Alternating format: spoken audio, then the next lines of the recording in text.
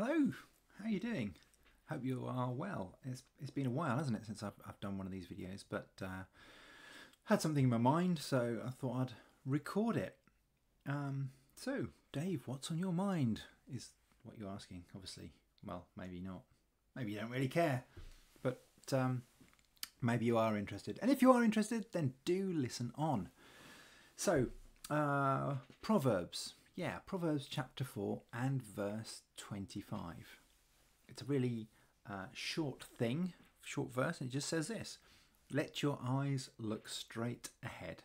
Let your eyes look straight ahead. It's quite simple, isn't it, really? But why is it there? Why is it a snippet of wisdom from that book of Proverbs? What is it about looking straight ahead? Well, I think there's something about looking to Jesus here, and something about, you know, when you're going in a particular direction and you're just kind of looking around or behind you or whatever, you're more likely to stumble and fall, aren't you? You're more likely to bump into something if you don't see where you're going. So it does sound like pretty good advice. You remember that story in the Bible where Jesus is on the water and the disciples are in the boat, and Jesus comes near to them walking on the water, and they're like, it's a ghost. And they go, and Jesus says, don't worry, it's I. And Peter says, well, if it is you, then call me to you. And so Peter, he gets out of the boat, doesn't he? And he goes towards Jesus. But then he gets distracted by the wind and the waves and starts to sink. And he starts to sink because his eyes are not fixed on Jesus. You know, he's distracted by that which is around him. And so really, I suppose the essence of today's message is just to, you know, keep your eyes fixed on Jesus rather than the distractions around you. Now, I've got a bit of an illustration to go with that here. It is this. Now, what you've got to do, you've got to try and imagine that this is a kayak paddle. So there's like a kayak blade on this end, and there's another blade down there. Actually, there's a donkey's head down there at the moment.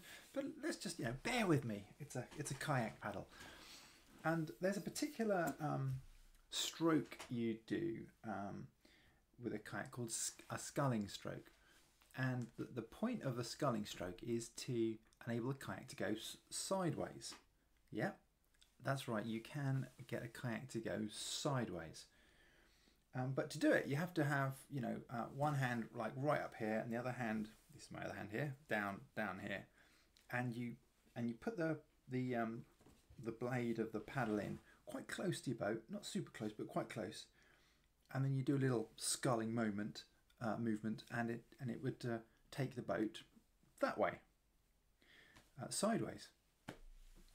But for the paddle, for the stroke to work well, there's something you don't really want to do or shouldn't really do, and that's this. You shouldn't do that. So you shouldn't really look at what the paddle's doing. You've got to look in the direction that you want the boat to go in. And so you're kind of doing more that kind of movement.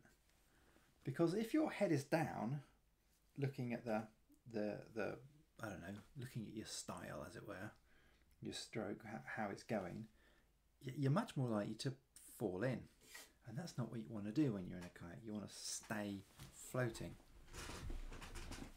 And so for me, it's like, keep your eyes fixed on where you're going. Look in the direction that God is leading you, because actually, if you don't, you could come a cropper, and if you're in a kayak, you could get wet. Hebrews 12 is the first few verses. It's one of my favourite few verses in the Bible. I have other favourite bits as well. I'm sure you have more than one favourite bit. But it says this: therefore, since we are surrounded by such a great cloud of witnesses, let us throw off everything that hinders and the sin that so easily entangles, and let us run with perseverance the race marked out for us, fixing our eyes on Jesus, the pioneer and perfecter of faith. For the joy that was set before him, he endured the cross, scorning its shame, and sat down at the right hand of the throne of God. Consider him who endured such opposition from sinners, so that you will not grow weary and lose heart. Proverbs 4:25 says, let your eyes look straight ahead. Fix your gaze directly before you. Let's be a people who have our gaze, fixed directly before us. Our gaze focused on Jesus. Colossians 3:1-4 says since then you've been raised with Christ, set your hearts on things above, where Christ is, seated at the right hand of God. So Christ is above, he's there, seated at the right hand of God. So that's where we need to set our heart. We need to set our heart on him. Then verse 2, set your minds on things above, not on earthly things. Have our thoughts focused on Jesus. Why? Verse 3, for you died, and your life is now hidden with Christ in God. Our new life is in Christ, is with Christ. And when Christ, who is your life, appears, then you will appear with him in glory. And isn't that a wondrous thing? So Peter sank because his eyes weren't fixed on Jesus. If you're not looking where you're going when you're kayaking, you'll fall in or not actually go in the direction that you want to go in if you're doing this fancy sculling stroke. Proverbs, Book of Wisdom, says fix your eyes straight ahead. Fix your gaze directly before you.